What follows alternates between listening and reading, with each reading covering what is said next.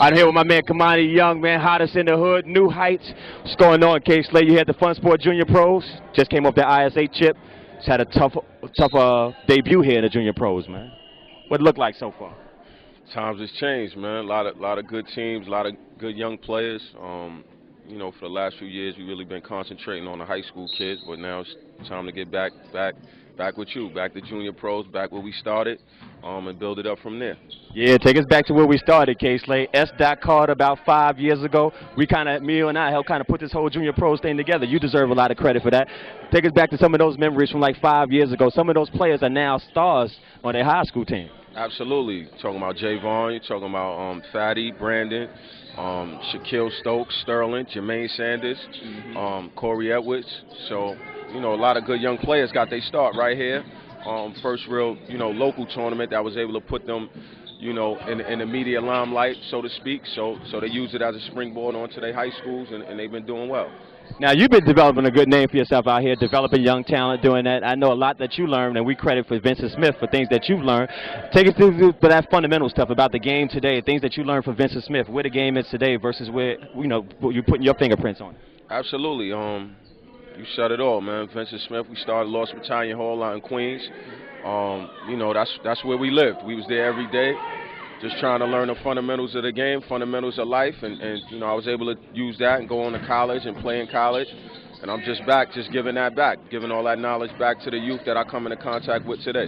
Now, looking at the game today, do you think fundamentals is something that's lacking that we need to hone in on, or are we on track in terms of the pipeline, in terms of recruiting here in New York? I know you do a good job out there with this New York circuit. I think it's a little spread out, you know what I mean? I think that if there was a way we can try to just, centralize all the kids and all the young talent and get them some kind of developmental program, maybe mirror what they're doing out over in Europe. But it's so tough, man. It's a competitive market even at the young age. A lot of young programs competing for kids, competing for talent. So it's hard, man. I'm just trying to do my part. No doubt, and you've been doing a good job at that. But it's been 5 years since we've been involved. A lot has happened from S. Carter up to New Heights now. How about the year that you were at St. John's? And some may not know, some may know. How was that transition coming from New Heights into St. John's and some of the things that happened and experiences there? It was a great experience, man, to be on a college staff, major Division I basketball. It was a great opportunity for me. Unfortunately, my family situation, I had to take a step back, but who knows, might be in college again one day.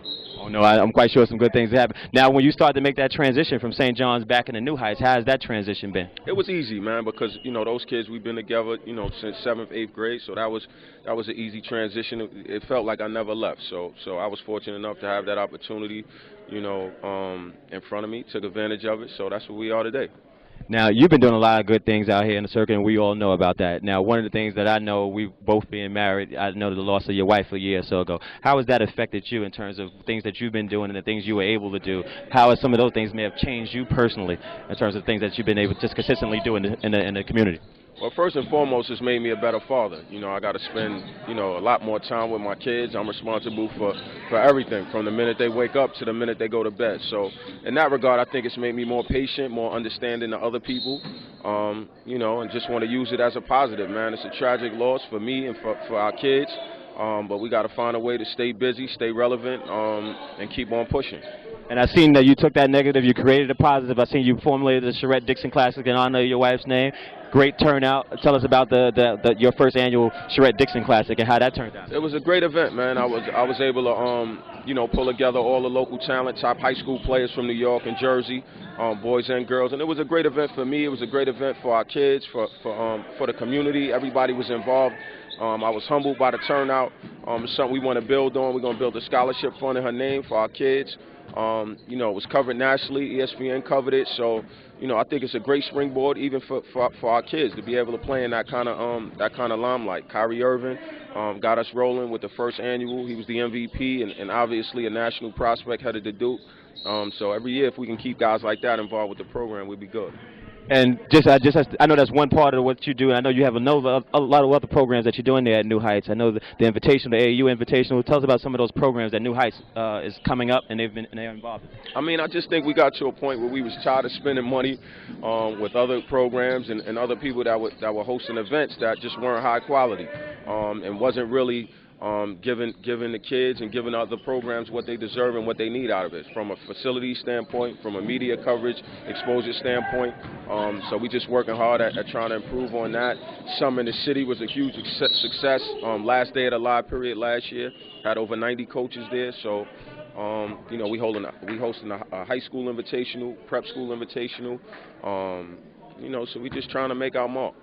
Now, what's some? I know you're doing a lot of things. So, what's some of the things that people may not know about that Kimani may be coming up with, or if you want to tell, if you want to leak some of those opportunities that you may be coming up on?